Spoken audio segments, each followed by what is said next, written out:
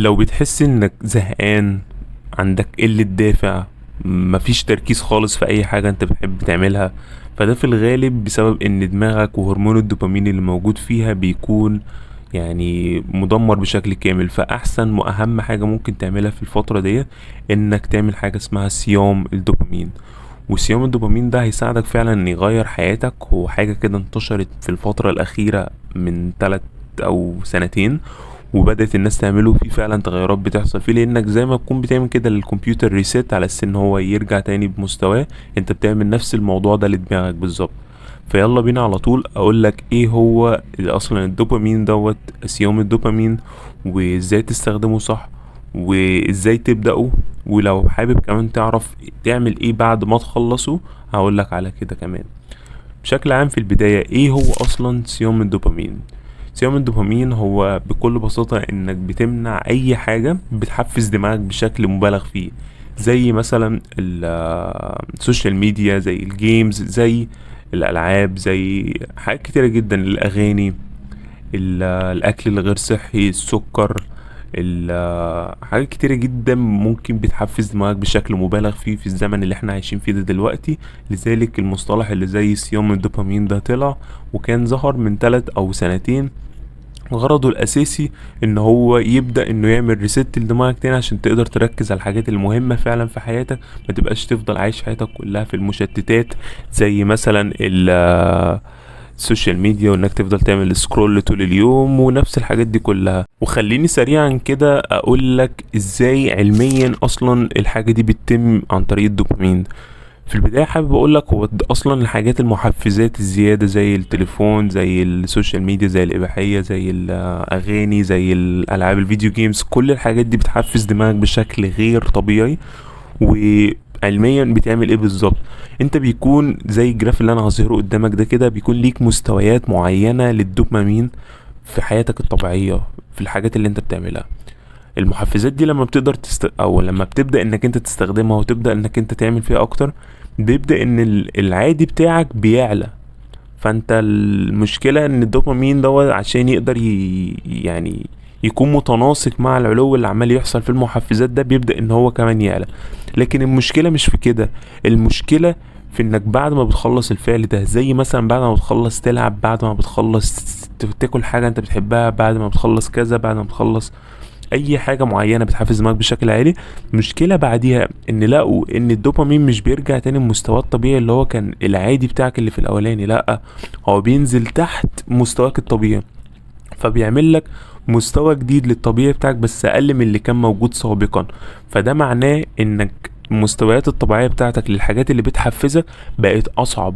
فدوت برضه بيفسر حاجة زي انك انت ليه الناس اللي هي بتاخد مثلا هيروين والحاجات دي كلها، او المحفزات القوية جدا، ليه بتبدأ ان هي بتعلي في الجرعات؟ وده بسبب هرمون الدوبامين برضو، لانه مع الوقت محتاج عشان يجي يوصل له نفس نسبة التحفز اللي كان بيجيله، لازم يعلي النسبة تاني، يفضل يعلي النسبة، يعلي النسبة، يعلي النسبة لحد ما يفضل ياخد منها، لحد ما خلاص جسمه ما بقاش يقدر ان هو يواكب النسب العالية دي كلها فبيموت.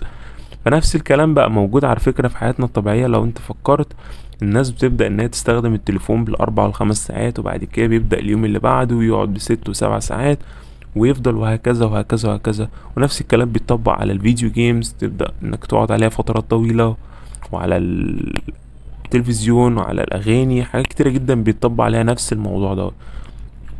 فايه الحل بقى علشان تقدر انك انت ترجع تاني تحافظ على تركيزك وترجع نشاطك وكمان تدافع؟ لان ده مهم جدا، من غيره انت مش هتعمل اي حاجة في حياتك، هتعدي عليك العشرينات، التلاتينات، الاربعينات، وانت مفيش اي دافع تعمل اي حاجة. وده بالنسبة لي اهم واحد، هي انك تعمل ريست تاني للسيستم كله، تعمل اعادة ضبط للسيستم بشكل كامل.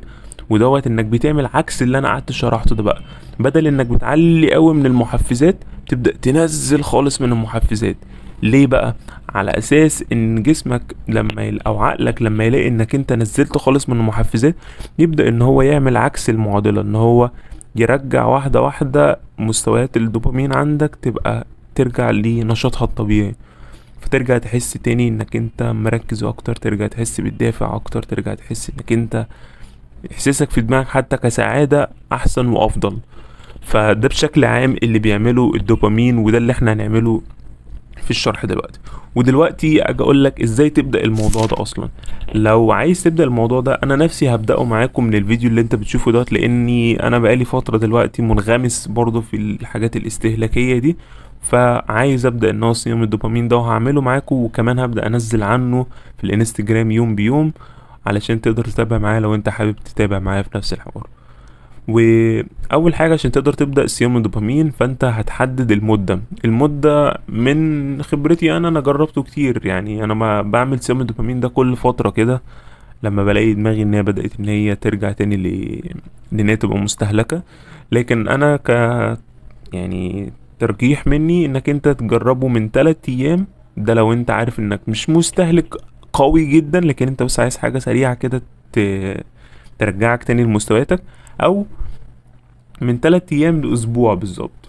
فاسبوع ده كده كافي جدا، كتير جدا وحلو جدا.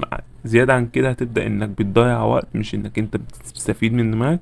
و3 ايام ده اللي هو ولا قليل جدا، وبيكون نوعا ما عقلك خد الوقت كافي. 3 ايام كده اللي هو يبدأ يستشفي نفسه تاني. بعد كده هوريك جدول دلوقتي قدامك. الجدول دوت فيه نوعين: حاجات اللي انت مسموح تعملها، والحاجات اللي انت مش مسموح تعملها.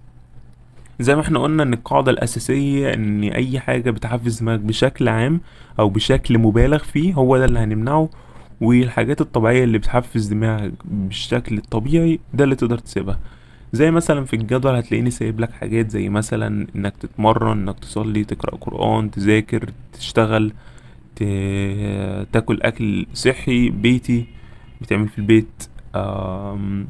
وكل الحاجات ديت. ومثلا الحاجات اللي هتمنعها زي الاغاني، زي الموسيقى، زي الاباحية، زي الفيديو جيمز، زي انك تكلم صحاب وينزلوك وتقعد مثلا تقعد على القهوة تشرب سجاير، او انك انت مثلا شيشة، او ايا يكن الحاجة. انت عارف ايه الحاجات اللي بتحفز دماغك اكتر مني، لكن انا هحاول في الجدول اللي ظهر قدامك ده اسيب معظم الحاجات اللي هتكون بتضر دماغك انك انت تقطعها في الفترة ديت، وتكتبه في ورقة، على اساس انك تبقى كل ما انت بتكتب الحاجة في ورقة، كل ما فرصتك انك انت تعمل الحاجة دي بتزيد اكتر واكتر. وبعد ما تحدد الحاجات اللي انت هتعرف تعملها، او الحاجات اللي ينفع تعملها والحاجات اللي ما ينفعش تعملها، تبدأ على طول من بعد صلاة الفجر تصليها، وتعتبر ان هو دوت زي صيام الاكل بالظبط اللي بتعمله في رمضان. تبدأ انك انت نظام صيام الدوبامين بتاعك وبس. جينا بقى لاخر فقرة دلوقتي، وهي فقرة تعمل ايه بعد ما تخلص اصلا الدوبامين او صيام الدوبامين. بعد ما انت تخلص، مفروض ان مستويات تركيزك رجعت تاني، وبدأ الدافع بتاعك يرجع تاني بشكل احسن. فاحسن حاجة تركز عليها في الفترة ديت انك تبدأ تركز على اهدافك اللي انت سيبها بقالك مدة اصلا. فانت ترجع تفكر نفسك بكل الاهداف اللي كانت عندك. اقعد مع نفسك 30 دقيقة كده، اظبط تايمر، واكتب في ورق الاهداف تاني اللي انت كنت عايزها، وفكر نفسك بيهم عشان ما تعديش 2025 وبتلاقي نفسك انك انت ما عملتش اي حاجة زيها زي السنة اللي فاتت. فانا عن نفسي لما باجي بعمل الاهداف بقسمهم ل3 حاجات كده. اول حاجة العقل والجسم والروح. لو ركزت على التلات يعني ضلوع ديت من المثلث، فانت مفروض انك انت بتعمل كل حاجة مقتدرة منك على اساس انك تعيش حياة افضل متمشية فولفيلينج كويسة مع انك انت بتعمله. فالعقل مثلا تشوف الحاجات اللي انت بتشتغل عليها اللي عايز تظبطها. الجسم تبدأ تتمرن، تتمشى، تعمل اي نشاط بدني. والروح انك انت تبدأ تلتزم بصلاتك وهكذا. الم... يعني الرسالة ممكن تكون وصلت هكذا.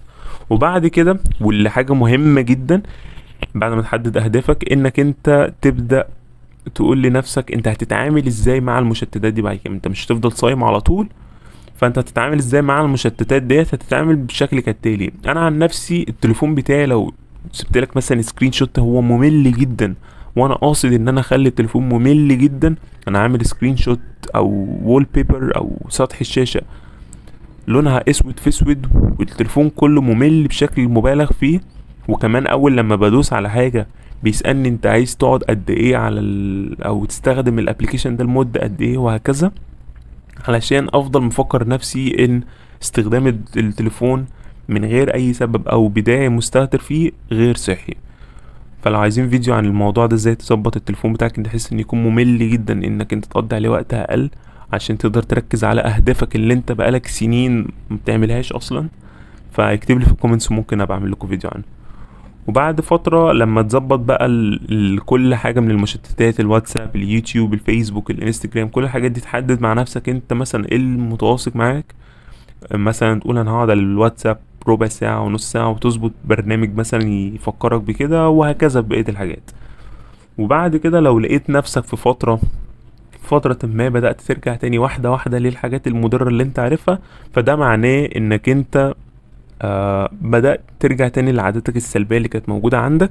فانت على طول تروح رايح على ورقة وقلم وتكتب اللي انت حسيته، المكان اللي انت كنت فيه، كل الحاجات اللي هو بما معناها اللي هي التريجرز او المحفزات اللي حفزتك تعمل الافعال السيئة دي تاني، على اساس انك تقدر تحفز او تظبط من نفسك مرة تانية وتعدل من تصرفاتك كلها.